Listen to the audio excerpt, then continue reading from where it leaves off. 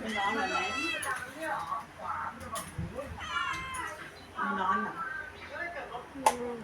ให้เปิดแอร์ ไม่ร้อน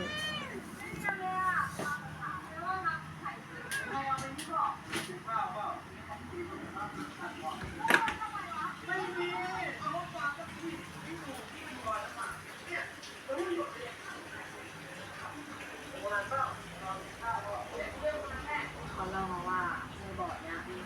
มีปลาที่ใหญ่มากใหญ่เท่าตัวเราก็ไม่รู้ว่ากินไหมตอนแรกว่าจะแบบกระโดดลงไปแล้ว